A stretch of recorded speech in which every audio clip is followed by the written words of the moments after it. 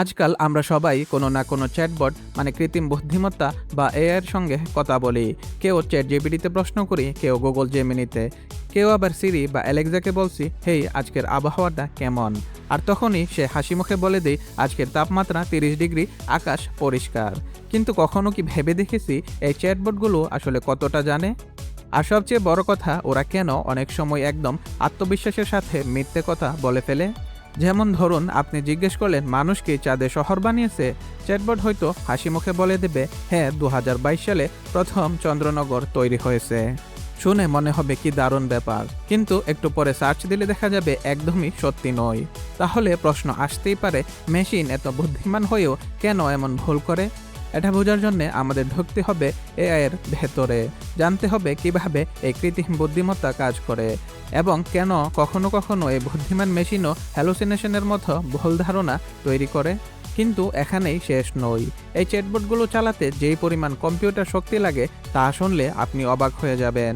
আপনি একবার চ্যাটজিপিটিতে একটা প্রশ্ন করলে আপনার ফোনে হয়তো সামান্য পরিমাণ চার্জও কমে না, কিন্তু দূরের কোনো ডেটা সেন্টারে হাজার হাজার কম্পিউটার তখন গরম হয়ে যাচ্ছে, হাজার কিলোওয়াট বিদ্যুৎ খরচ হয়ে যাচ্ছে শুধু আপনার একটা প্রশ্নের উত্তর দিতে।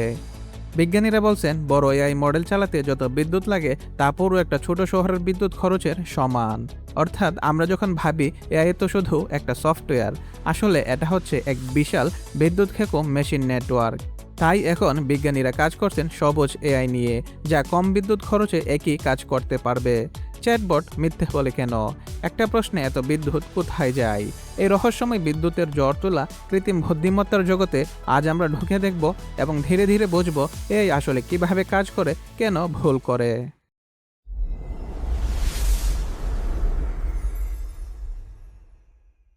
আমরা যখন বলি কৃত্রিম বুদ্ধিমত্তা বা এআই, তখন শুনতে মনে হয় যেন একটা রোবট মানুষের মতো ভাবছে, শিখছে, সিদ্ধান্ত নিচ্ছে। কিন্তু সত্যিটা একটু ভিন্ন। এআই মানে আসলে এমন এক সিস্টেম যা মানুষের বুদ্ধির মতো কাজ শেখে, কিন্তু অনুভূতি ছাড়া। তাহলে প্রশ্ন হলো, এই শেখাটা ঘটে কিভাবে? একটা মানুষ যেভাবে অভিজ্ঞতা থেকে শেখে, এআই শেখে ডেটা থেকে। যেমন আমরা যদি 100টা বিড়াল ও কুকুরের ছবি দেখি, ধীরে ধীরে বুঝে ফেলি কোনটা বিড়াল আর কোনটা কুকুর। ঠিক তেমনি এআইকে যদি লাখ লাখ বিড়াল আর কুকুরের ছবি দেখানো হয়, সে ধীরে ধীরে প্যাটার্ন চিনে নেই, চোখের গঠন, লেজের আকৃতি, শরীরের গড়ন ইত্যাদি। এই প্রক্রিয়াটাকে বলে মেশিন লার্নিং সিস্টেম বা যন্ত্রের শেখা। এখানে মানুষ কোনো নিয়ম লিখে দেয় না, বরং কম্পিউটার নিজেই ডেটা থেকে নিয়ম শিখে নেই। এআই এর সবচেয়ে গুরুত্বপূর্ণ অংশ হলো নিউরাল নেটওয়ার্ক, যা মানুষের মস্তিষ্ক থেকে অনুপ্রাণিত। মানুষের মস্তিষ্কে লাখ লাখ নিউরন আছে, যারা একে অপরের সঙ্গে সংযুক্ত হয়ে তথ্য আদান প্রদান করে। ঠিক তেমনি কম্পিউটারের অনেকগুলো আর্টিফিশিয়াল নিউরন থাকে, যারা একসাথে কাজ করে একটা জটিল নেটওয়ার্ক তৈরি করে। এই নেটওয়ার্কের ভেতর দিয়ে ডেটা যায় স্তর ধরে। প্রথম স্তর দেখে প্রাথমিক বৈশিষ্ট্য, দ্বিতীয় স্তর আরও গভীরে গিয়ে সম্পর্ক খোঁজে, আর শেষ স্তর বলে দেই চূড়ান্ত সিদ্ধান্ত, এটা বিড়াল বা এটা কুকুর। যেভাবে মানুষের মস্তিষ্ক নতুন কিছু শেখার সময় সংযোগ তৈরি করে, তেমনি এই নিউরাল নেটওয়ার্কও ওয়েট বা সংযোগের গুরুত্ব পরিবর্তন করে শিখে। এআই শেখে ট্রেনিং নামের এক বিশাল প্রক্রিয়ার মাধ্যমে। এখানে তাকে কোটি কোটি উদাহরণ দেখানো হয়, যেমন একটা চ্যাটবট ট্রেনিং পাই বই, ওয়েবসাইট, ইউটিউব ট্রান্সক্রিপ্ট, খবর, প্রায় পুরো ইন্টারনেট থেকেই।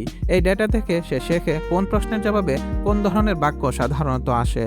তাই কেউ যখন জিজ্ঞেস করে আজকের আবহাওয়া কেমন, সে জানে উত্তরটা সাধারণত হবে আজ আকাশ পরিষ্কার বা বৃষ্টি হওয়ার সম্ভাবনা আছে। তবে শেখাটা এত সহজ নয়। একটা বড় ভাষা মডেল যেমন চ্যাট জিপিটি তৈরি করতে হাজার হাজার জিপিইউ, গ্রাফিক্স প্রসেসিং ইউনিট, মাসের পর মাস অবিরাম হিসাব করে যায়। এগুলো একসাথে কাজ করে লক্ষ কোটি গাণিতিক সমীকরণ সমাধান করে, যাতে এআই বুঝতে পারে শব্দ, বাক্য, অর্থ, এমনকি আবেগও। এই পুরো প্রক্রিয়াটাই অনেকটা শিশুর শেখার মতো, কিন্তু শিশুর চেয়ে লাখ গুণ দ্রুত আর বিদ্যুৎ খেকো। চ্যাটবটগুলো যেমন চ্যাট জিপিটি বা জেমিনি, তাদের ভেতরে কাজ করে এক ধরনের এআই, যাকে বলে লার্জ ল্যাঙ্গুয়েজ মডেল, সংক্ষেপে এলএলএম। তারা একটা বাক্যে পরবর্তী শব্দ অনুমান করে। যেমন আপনি লিখলেন আজ আমি খুব, এআই তখন তার শেখা কোটি বাক্যের উপর নির্ভর করে অনুমান করে পরের শব্দটা কি হতে পারে, হয়তো খুশি বা দুঃখিত বা ব্যস্ত। যেটার সম্ভাবনা বেশি সেটা সে বেছে নেই। এই অনুমান একটার পর একটা জুড়ে গিয়ে তৈরি হয় আপনার কাঙ্ক্ষিত উত্তর। তাই অনেক সময় ওরা এমনভাবে উত্তর দেয় যেন বুঝে বলছে, কিন্তু আসলে সম্ভাব্যভাবে বলছে। এজন্যই মাঝে মাঝে ভুল হয়, যাকে বলে এআই হ্যালোসিনেশন। মানে এআই এমন তথ্য বানিয়ে ফেলে যা দেখতে বাস্তব কিন্তু আসলে সত্য নয়। মানুষ যেমন ভুল থেকে শেখে, এআইও শেখে, তবে একটু আলাদাভাবে। প্রথমে যখন এআই মডেল তৈরি হয় সে কাঁচা অবস্থায় থাকে। তারপর মানুষ ফিডব্যাক দেয়, যেমন কোন উত্তর ভালো, কোনটা ভুল, কোনটা পক্ষপাতদুষ্ট। এই প্রক্রিয়াকে বলে reinforcement learning from human feedback, সংক্ষেপে RLHF। এটা এআইকে শেখায় কোন উত্তরে মানুষ খুশি হয়, কোন উত্তরে নয়। ফলাফল হিসেবে ধীরে ধীরে এআইয়ের উত্তর হয়ে ওঠে আরও নির্ভুল, প্রাসঙ্গিক আর মানবিক। এখন ধরুন আপনি চ্যাটজিপিটিতে টাইপ করলেন এআই কিভাবে কাজ করে, তখন কি হয়? আপনার প্রশ্নটা ইন্টারনেটের মাধ্যমে চলে যায় এক বিশাল সার্ভারে, যেখানে সেই ট্রেন করা মডেল বসে থাকে। ওই সার্ভার কয়েক বিলিয়ন ক্যালকুলেশন করে কয়েক সেকেন্ডে আপনার প্রশ্নের সম্ভাব্য সেরা উত্তরটা খুঁজে বের করে। এই ধাপকে বলে ইনফারেন্স, মানে শেখা গান ব্যবহার করে সিদ্ধান্তে নেওয়া। তখন এই স্ক্রিনে দেখা যায় এআই মানে কৃত্রিম বুদ্ধিমত্তা। আপনি অবাক হয়ে ভাবেন, দারুণ তো, মেশিনটা বুদ্ধিমান। কিন্তু বাস্তবে সে শব্দের ভবিষ্যৎবাণী করছে, অনুভূতি নয়। আজ এআই শুধু কথোপকথনে সীমাবদ্ধ নেই, এটা ছবি আঁকছে, গান তৈরি করছে, ভিডিও বানাচ্ছে, এমনকি রোগও চিনে ফেলছে মানুষের আগে। এআই এখন আমাদের স্মার্টফোনে, ব্যাংকে, হাসপাতালে, এমনকি গাড়িতেও। যখন আপনি গুগল ম্যাপসে রাস্তা খোঁজেন বা ইউটিউব আপনার পছন্দ মতো ভিডিও সাজায়, সবখানে কাজ করছে ছোট বড় এআই মডেল। অর্থাৎ এটা এখন এক অদৃশ্য সহকারী, যা সবসময় পাশে আছে কিন্তু আমরা দেখতে পাই না। তাহলে কি এআই সত্যি মানুষ হয়ে উঠছে? না, এআই কখনো চিন্তা করে না, শুধু গণনা করে। ওর নিজের কোনো ইচ্ছা নেই, আবেগ বা নীতি নেই।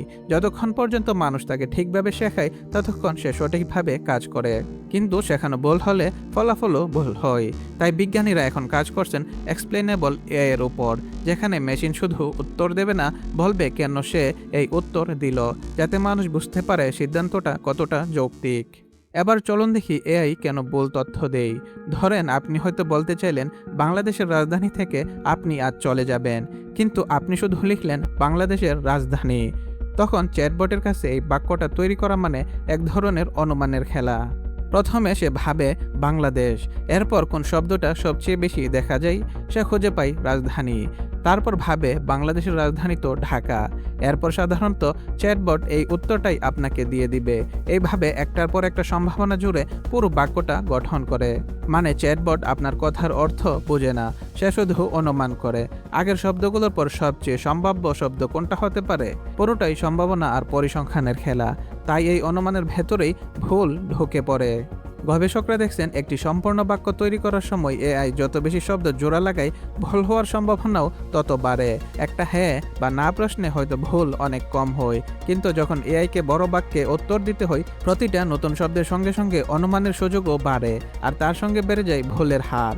সোজা কথায় যত বেশি শব্দের সম্ভাবনা তত বেশি ভুলেরও সম্ভাবনা। এই ভুলটাই আমরা বলি হ্যালোসিনেশন, মানে এমন ভুল যেখানে এআই আত্মবিশ্বাসের সঙ্গে ভুল তথ্য বলে ফেলে। আরেকটা কারণ হলো এআই কোনো বিষয়ে যত কম তথ্য দেখে শেখে, সে বিষয়ে তার ভুলের সম্ভাবনাও তত বেশি। এবার আসা যাক আসল প্রশ্নে। যদি কোনো তথ্য জানা না থাকে, তাহলে এআই সোজাসাপটা কেন বলে না আমি জানি না? এর কারণটা শুনলে অবাক হবেন। বেশিরভাগ এআই মডেলকে মূল্যায়ন করা হয় নানা বেঞ্চমার্ক টেস্টে, যেখানে মডেল যদি বলে আমি জানি না, তাকে 0 পয়েন্ট দেওয়া হয়, আর পুরোপুরি ভুল উত্তর দিলেও 0ই পায়। এখন ধরেন আপনি যদি পরীক্ষায় এমন নিয়ম পান যেখানে ভুল বললে 0, আবার না জানলেও 0, তাহলে আপনি কি করবেন? আপনি নিশ্চয়ই আন্দাজে একটা উত্তর দেওয়ার চেষ্টা করবেন। ভাববেন ঠিক হয়ে গেলে পয়েন্ট পাবো, ভুল হলেও ক্ষতি নেই। ঠিক এভাবেই এআইও ভাবে। সে ভাবে আমি না জানলে 0ই পাবো, তাহলে আন্দাজে একটা উত্তর দিয়ে দেখি। এ কারণে এআই খুব কমই বলে আমি জানি না, বরং অনুমান করে আত্মবিশ্বাসের সঙ্গে উত্তর দেই, সেটা হোক সত্যি বা মিথ্যা।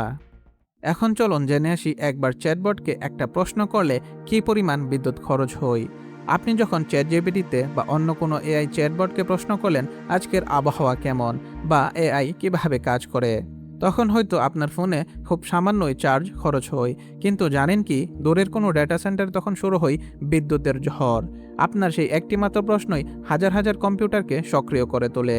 এই কম্পিউটারগুলোকে বলা হয় সার্ভার বা জিপিইউ ক্লাস্টার, যেগুলো একসাথে লাখ লাখ হিসাব করে কয়েক সেকেন্ডে উত্তর তৈরি করে। একটা সাধারণ সার্চ ইঞ্জিন যেখানে তথ্য খুঁজে শুধু দেখিয়ে দেই, কিন্তু চ্যাটবটকে তথ্য বুঝে বিশ্লেষণ করে নতুন বাক্য তৈরি করতে হয়। এই প্রক্রিয়াটা অনেক বেশি জটিল ও শক্তিক্ষেপও। তাই একটা এআই চ্যাটবট চালাতে যত বিদ্যুৎ লাগে তা একটা ছোট শহরের পুরো দিনের খরচের সমান হয়ে যায়।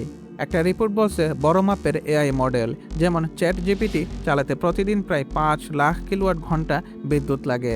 তুলনা করলে দেখা যায় এত বিদ্যুতে প্রায় 30,000 ঘরবাড়ি একদিন চলতে পারে। আর আপনি যদি ভাবেন আমি তো শুধু একবার প্রশ্ন করি, তাও অবাক হবেন শুনে। গড়ে একটা এআই প্রশ্নের উত্তরে যত বিদ্যুৎ লাগে তা দিয়ে একটা 10 ওয়াটের বাল্ব প্রায় 1 ঘন্টা জ্বলে। মানে লাখো মানুষ একসাথে প্রশ্ন করলে সেই মুহূর্তেই মেগাওয়াটের পর মেগাওয়াট বিদ্যুৎ খরচ হয়ে যায়। এই বিশাল বিদ্যুৎ কোথা থেকে আসে জানেন? মূলত কয়লাভিত্তিক বা গ্যাস ভিত্তিক বিদ্যুৎ কেন্দ্র থেকে। তাই যত বেশি সার্ভার চলে তত বেশি কার্বন ক্ষয় হয়, যা সরাসরি জলবায়ু পরিবর্তনের সঙ্গে যুক্ত। গবেষণায় দেখা গেছে বড় একটি এআই মডেল ট্রেন করতে যত বিদ্যুৎ লাগে তা দিয়ে একটা বিমানের পুরো পৃথিবী ঘোরা সফরের মতো কার্বন নির্গমন হয়। এআই যত বড় হচ্ছে ততই বাড়ছে তার পরিবেশগত পদচিহ্ন। তবে সুখবরও আছে। বিশ্বজুড়ে এখন গবেষকরা কাজ করছেন গ্রিন এআই নিয়ে, যেখানে কম বিদ্যুৎ ব্যবহার করে আরও কার্যকর মডেল বানানো সম্ভব। অনেকে এখন নবায়নযোগ্য শক্তি যেমন সৌর বা বায়ু শক্তি দিয়ে সার্ভার চালানোর চেষ্টা করছেন। এমনকি মাইক্রোসফট ও গুগলের মতো বড় প্রতিষ্ঠান কার্বন নিউট্রাল ডেটা সেন্টার তৈরি করছে, যাতে এআই যত কাজই করুক তার পরিবেশের ক্ষতি কম হয়। তাহলে আজকের ভিডিওতে আমরা জানলাম এআই কিভাবে কাজ করে, কেন ভুল করে, আর ছোট্ট একটা প্রশ্নের উত্তর দিতে গিয়ে কিভাবে বিশাল বিদ্যুতের জ্বর তোলে এই চ্যাটবটগুলো। আপনি কি আগেই এই বিষয়গুলো জানতেন নাকি আজ নতুন কিছু জানতে পারলেন? কমেন্টে জানাতে পারেন আপনার মতামত। আপনাদের চিন্তাই আমাদের পরের ভিডিওর অনুপ্রেরণা। ভিডিওটা ভালো লাগলে একটা লাইক দিন এবং বন্ধুদের সঙ্গে শেয়ার করতে পারেন। আর এমন আরও তথ্যভিত্তিক ও মজার কন্টেন্ট পেতে চাইলে আমাদের চ্যানেলটি সাবস্ক্রাইব করে আমাদের সাথেই থাকুন।